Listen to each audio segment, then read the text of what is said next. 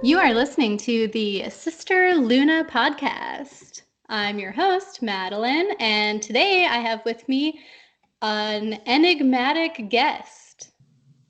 Enigmatic. His name is Mike Thorn, and yes, that's his real name. I can vouch for this because I have known him long before he became a celebrated horror author. It sounds like a Bond villain, huh? A Bond villain? I Yeah. feel like the same name could work for a Bond villain or a horror writer. Yeah, I think you're right. Yeah. I'd be fine with either, actually. Those were my two goals. I was like, if I can't be a horror writer, maybe a Bond villain. Like, I'd probably be a bad Bond villain. So I'm glad the horror Yeah. writer thing is sort of happening. Yeah. It's probably best for society then that you managed to succeed at the writing thing. Yeah, I think so. I think we have enough Bond villains by now. So, Okay, so I have questions. okay. I'll see if I have answers. First of all, I want to say that when you sent me this collection of short stories, Darkest Hours, I opened the document and I'm looking, and there's an entire page of praise from other authors for this book, like at the very top. And I'm an impatient person. Okay. I'm And sorry about I that. was like halfway through reading it, and then I was like, all right, okay, you guys, that's enough. Like, I'll just read the stories myself and I'll see what I think. I'll see if I feel they deserve this praise. But then after I was like, I mean, I had to admit that they were right, especially like even the first story, I was like, oh, this is disgusting and horrifying and everything it had been built up to be from all this literary praise. Well, thank you. I'm glad to hear that I disgusted and horrified you. This is good, right? Yes, absolutely. What made you want to become a writer? And when did you discover that vocation? I've been writing as long as I can remember. Like I started as a kid, I would draw a lot too, but I was always drawn to the dark and the grotesque. And as a kid, that I my interest was mostly in like fantasy and sci-fi, but there were always elements of horror in there too.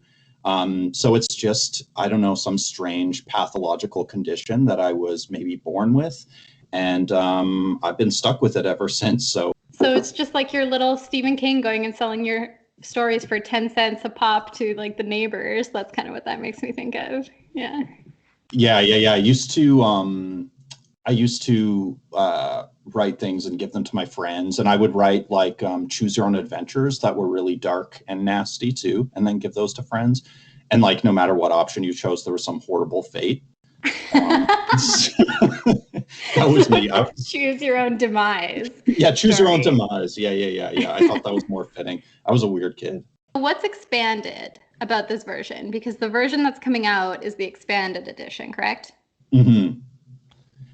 Yeah, so the book was originally released in 2017 with a different publisher, and it was just the 16 stories. So the expanded edition has a new foreword by Sadie Hartman, who goes by Mother Horror. She's super dope, and I want to give a shout out to her. She's amazing. And then this new edition, I wrote author notes for every story where I talk about my process, my influences, kind of what the stories looked like in their earliest incarnations and how they ended up where they were. And then the section of film criticism is also totally new to this collection. So we kind of wanted to expand on the theme of cinema that was kind of in a lot of the stories and the cinematic quality of a lot of the stories, and maximize on that with this edition. At first, when I was reading the stories themselves, I didn't read the author's notes because I was like, well, I'm going to ask. I don't want to spoilers. I see. But then eventually I did kind of start like skimming them. Again, I still didn't pay too much attention because I wanted to be surprised. That's wise, I think. Yeah, that's good. Either you were just like, I don't want to hear Mike's shit twice, or it's true and you were like, no, I want this to be novel in the interview, fresh, real. Yeah, exactly. The first story, Hair. Mm-hmm. Have to tell you that I love asparagus and bats, and I am very incensed It feels like a personal attack.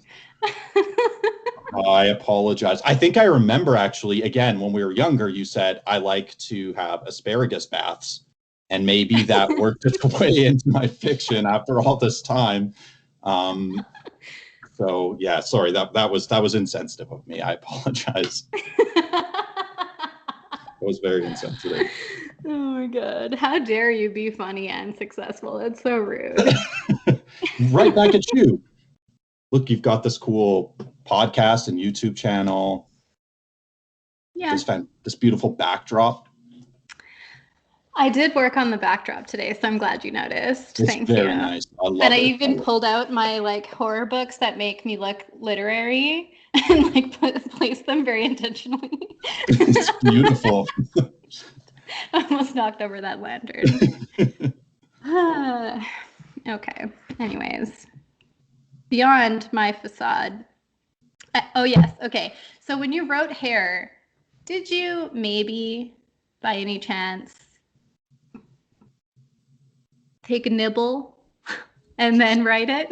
Because it just is so beautifully like, I can't even think of the word I want. It's freaking disgusting.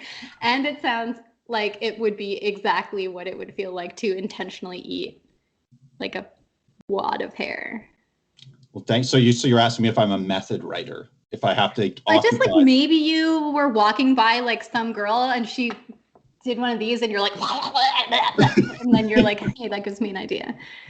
Like just walking by, or a romantic part, like just someone on the street, because I think that would be really inappropriate. Maybe with a partner you could get away with it, but the answer is no. I do not intentionally eat human hair, but I have unintentionally eaten human. When you find hair in a dish of food or something, and the feeling that we get, most people, I think, other than Theodore in the story, is revulsion, and it's just like this deep somatic reaction. And that really interested me as a horror writer. I was thinking, what is that about? That there's these filaments that grow from our own bodies. And if we come into contact with them unexpectedly, we have like this intense reaction. So I wanted to explore that a little bit through a story that was also kind of about addiction. When you're working on a story, immersing yourself in that story, like becoming the characters that you're writing and living in the little worlds that you're creating, doesn't that scare you when you're working on it? The thing is, the reason I write horror fiction is because I'm so scared all the time anyways. I just have, I deal so much with anxiety and fear. So it's just like horror fiction and horror movies they're actually comforting to me. They kind of feel like home. I mean, I do go to dark places in my fiction, and it can be sometimes unsettling to go there. But I also think for me, it's a kind of exorcism in a way. So I get it out of me and then impose it on other people who are, unsuspecting victims who decide to pick up the book, like yourself. Right. And then I ruin asparagus baths for you forever. And like, I feel badly about that. I was writing the first story in my next collection, Peel Back and See. I had like a sleep paralysis episode that ended up in the story, but kind of actualizing it and putting it down on paper, in a sense, helped relieve me of some of that terror. But yeah, it was so vivid and so horrifying. So sometimes for me, just like getting it out is I don't know, somehow maybe helps relieve. Yeah, that does make sense. So The Long Man, speaking of personal experience, The Long Man, every child has had like some kind of a nightmare that stuck with them. I think maybe not every child, I guess. I don't know, but I imagine a lot of them have. And I was just curious if that's somewhat real. This like memory of waking up in bed as a child and being like, oh, what is that?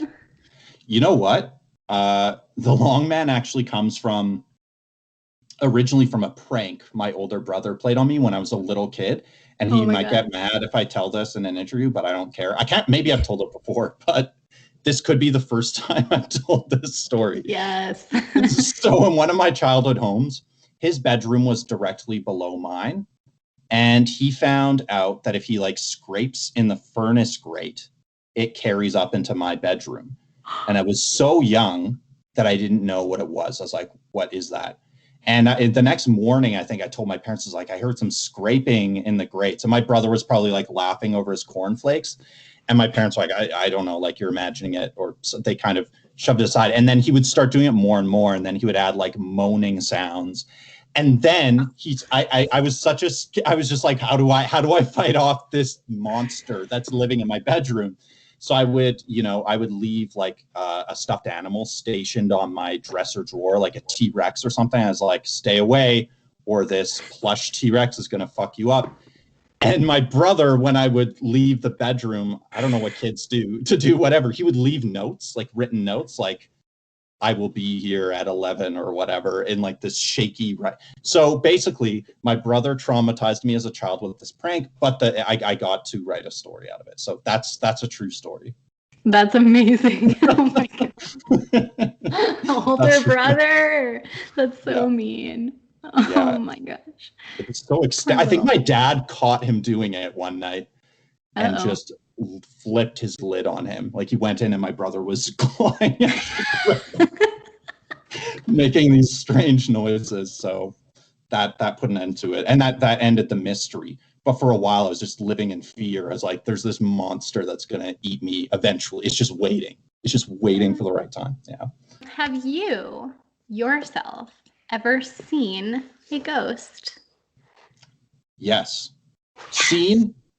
I don't know if I experienced. Yes. There was a poltergeist in my apartment, 100% dead sure for a while. But I think it was attached to my ex because once she moved out, like for good, no more encounters. But there was a lot of just wild paranormal activity. There were other people present for some of it. Like our friend Annie was there when lights were turning themselves on and off. All kinds of crazy shit, though. I could go on and on. One of the weirdest things that happened is one time I was shaving. I was standing in the bathroom, had like a towel wrapped around my waist. I might have even been naked. This would have been a hilarious incident to witness if you weren't experiencing it. But I was shaving, and there was a glass scale on the floor several feet away from me. And while I was shaving, it exploded. Glass everywhere. It had like a steel frame that bent out of shape. And I was just like covered in shaving foam. I think I was naked, just standing there with a look of horror on my face. Yeah. And then I think I called my ex shortly after and I was like, the scale just exploded. And like, I don't, there's no other way of phrasing it. And then there was a creepy phone call thing associated with it too. It was, we have like a thing where the buzzer is connected to my cell phone, and it was probably 3:45 in the morning one night and the buzzer went off. My phone was ringing and I kind of half awake picked it up and I was just like, hello? And this very strange, it didn't sound human voice, just said like, hello? And I was like, I got goosebumps right away. I was like, who is this? And the voice said, it's me, Michael, in that weird crackly voice, which is my name. In case people didn't know, the full version of Mike is Michael. And my ex woke up. She jolted up, even though she wasn't on the call, and she had goosebumps all over her body. She's like, hang up the phone. She just felt something was wrong. I could go on and on, but those are two of the paranormal encounters. This is the first time I've talked about these in any interview too. So I feel like I'm open to it. I want to believe that ghosts are real and that they're, I'm totally open to it. I'd welcome more, but that one ghost was pretty destructive. It was like, that was, yeah. I'm surprised that you just said I'd welcome more because. Okay, not that guy. That guy was I know was a guy. Feel like not Michael. No, that was a trick. That was a trick. It was I using a see. familiar name to try and sneak in, right? Creepy. That's what my friend told me. She said like that's a common tactic used by um, like malicious supernatural forces, is to try to gain entry by using a name or a persona that's familiar to you. So Right. But yeah, that's like a very bad job that ghost did by using your yeah, own name, because you're like, no, you're not. yeah. Excuse I'm me, Michael. sir. I don't even go by Michael. Mr. Yeah. Ghost. Yeah. Oh yeah. So your character in The Amateur says, quote, horror is the truth. And I imagine that's what her voice sounds like too, because she's kind of like annoying. Horror is the truth. I like it. Oh, you should play her in the movie. That'd be cool. I would love to. Yeah. You'd be good. Sadistic You'd be good filmmaker. as Kate. Yeah. Yeah, Okay. exactly. With a bad dye job. Yeah. Yeah. That sounds like a character I could be. But do you agree with that sentiment? Um, to some extent, it's at least it's a partial truth. Um, I think that there are certain aspects of existence and reality that are fundamentally horrifying and unknowable, and that kind of ties into the thing I brought up earlier when I was talking to Randy and Neil, my friends, and they said, "Does the genre you write within reflect your worldview?" And I think I am, to a large extent, pessimistic, but my pessimism is not nihilistic in nature. Like, it's not destructive so much as it's a kind of a resignation and an acceptance of a certain nothingness or unknowability. So I wouldn't take it in the same direction as Kate, but I think there is something fundamentally horrifying about being alive Yeah, and about, absolutely. right? Yes. You don't think I'm crazy for saying this? No, I totally agree with you. In fact, I love that quote. I think there's something fundamentally horrifying about being alive, Mike Thorn. Like, you should put that on a book jacket. Real inspiring. You could put that on a poster with like a landscape or a cat or something. Okay. Yeah. Since we're having so much fun during this interview, do you want to address the double-pronged cock of the cat demon? Yeah, sure. I mean, Because I read that and I was like, he really wrote that.